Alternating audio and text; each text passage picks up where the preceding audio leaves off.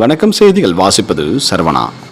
வாலாஜாபேட்டை வட்டாட்சியர் வாகனம் மர்மமான முறையில் தீப்பற்றி எரிந்துள்ளது. வாலாஜா வட்டாட்சியர் அலுவலகத்தில் நிறுத்தி வைக்கப்பட்ட வட்டாட்சியர் வாகனம் இரவு நேரத்தில் தீப்பற்றி எரிந்த சம்பவம் பரபரப்பை ஏற்படுத்தியுள்ளது.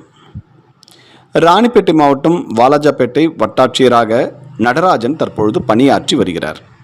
வட்டாட்சியருக்காக சென்று வருவதற்காக வாகனம் ஒன்று செயல்பட்டுள்ளது.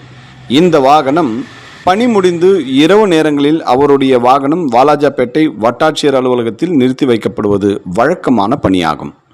மேலும் தற்போது வட்டாட்சியர் அவர்களுக்கு புதிதாக மகேந்திரா பொலிரோ வாகனம் அவருக்கு என தனியாக ஒன்று வழங்கப்பட்டுள்ளது. புதிதாக வழங்கப்பட்ட அந்த வாகனம் பணிகளை முடித்து ஓட்டுநர் வட்டாட்சியர் அலுவலகத்தில் நிறுத்தி சென்றுள்ளார். இரவு சுமார் 1 மணி அளவில் வாகனம் திடீரென தீப்பற்றி எரிந்து வருவதால் வட்டாட்சியர் அலுவலகம் அருகே உள்ள மக்கள் அச்சம் அடைந்துள்ளனர். பின்னர் பொதுமக்களே தண்ணீரை ஊற்றி தீயை அணைக்க முயற்சித்துள்ளனர்.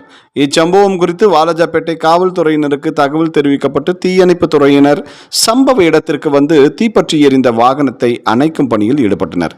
மேலும் புதிதாக வழங்கப்பட்ட வட்டாட்சியர் வாகனம் மர்மமான முறையில் தீப்பற்றி எரிந்த சம்பவம் குறித்து அலுவலகத்தில் வைக்கப்பட்டுள்ள சிசிடிவி காட்சிகள் அடிப்படையில் வாலாஜாபேட்டை காவல்துறையினர் வழக்கு பதிவு செய்து விசாரணை மேற்கொண்டு வருகின்றனர். செய்திகளுக்காக டான் மேத்தா.